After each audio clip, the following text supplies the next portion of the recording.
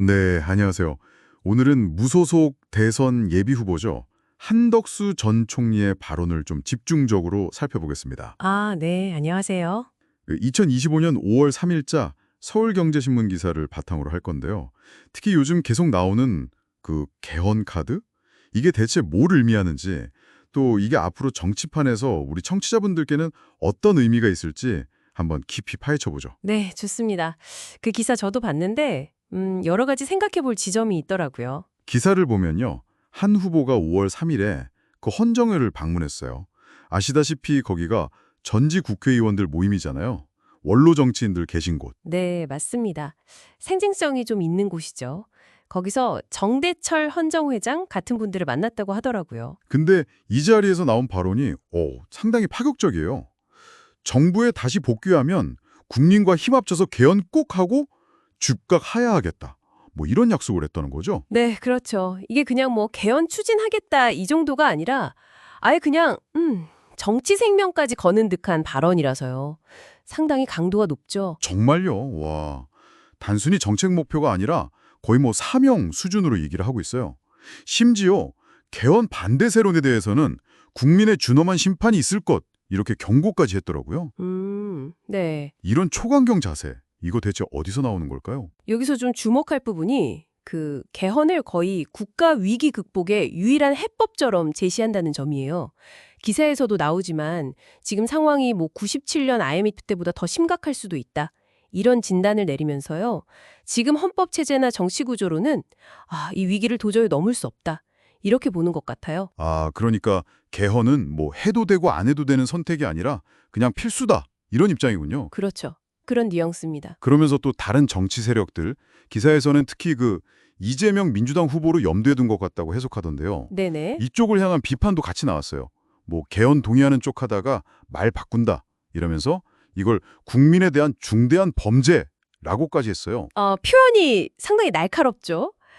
권력을 탐하는 세력은 개헌 못한다. 이렇게 딱 잘라 말하면서 개헌 입장 바꾸는 걸 그 권력욕이랑 바로 연결시키더라고요.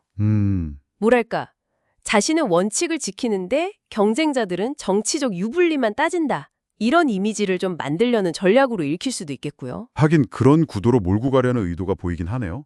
그리고 그 반 이재명 빅텐트 얘기도 나왔는데 여기엔 또 선을 그었어요. 네, 맞아요.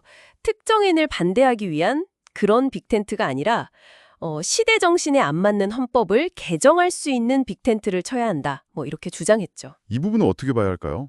이것도 결국 개헌으로 다 연결되는 건가요? 네, 결국은 그렇죠. 이것도 결국은 개헌을 최우선 과제로 삼겠다. 뭐 이런 의지를 보여주는 거라고 봅니다. 그러니까 정치적인 뭐 합종 연행 이런 것보다는 국가 시스템의 근본적인 개혁, 이 대의명분을 앞세우겠다는 거죠. 근데 사실 기사만 봐서는요. 구체적으로 어떤 개헌을 하겠다는 건지는 명확하지는 않아요. 뭐 권력 구조를 바꾸겠다는 건지 아니면 다른 조항들인지 그 내용은 아직 좀 불분명하다는 점은 짚고 넘어가야 할 것 같습니다. 아, 그렇군요.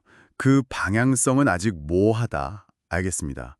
자, 그럼 정리를 좀 해볼까요?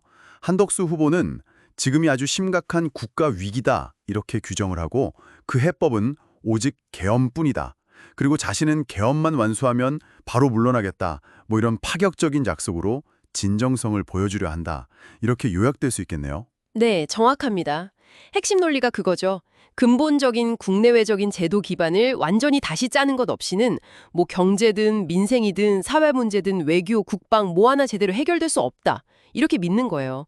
그러니까 헌법 개정을 정치의 진짜 중심으로 끌어올리려는 아주 강력한 시도인 거죠. 자, 그럼 이게 듣고 계신 당신에게는 어떤 의미일까요? 한 후보가 개헌 후 즉시 사퇴라는 정말 초강수를 두면서까지 개헌 이슈를 전면에 내세우고 있다는 점은 분명하거든요. 그렇죠. 이게 다른 후보들한테도 좀 압박이 될 수 있어요. 개헌에 대해서 입장을 명확히 해라, 뭐 이런 식으로요. 네, 그럴 수 있겠네요. 그래서 그의 이런 행보가 이번 선거 국면에서 개헌 논의를 얼마나 다시 뜨겁게 만들지, 그리고 또 유권자들이 이 이슈를 얼마나 중요하게 받아들일지 이게 좀 중요한 관전 포인트가 될 것 같습니다. 뭐 물론 이 전략이 실제 지지율 반등으로 이어질지는 이건 좀 더 지켜봐야겠죠. 마지막으로 이런 질문을 좀 던져보고 싶습니다. 헌법 개정이라는 게 사실 엄청난 사회적 합의가 필요하고 절차도 굉장히 복잡하잖아요. 정말 지난한 과정인데 네, 그렇죠. 아주 어렵죠. 만약에 대통령이 개헌을 완수하고 약속대로 즉시 하야한다면 그 짧은 기간 동안의 국정 운영은 어떻게 되는 건지 또 그 이후에 닥칠 수 있는 정치적 혼란 가능성까지 생각해보면 이 약속의 현실성 그리고 그 파장은 과연 어떨까? 음. 네, 한 번쯤 곱씹어 볼 만한 문제인 것 같습니다.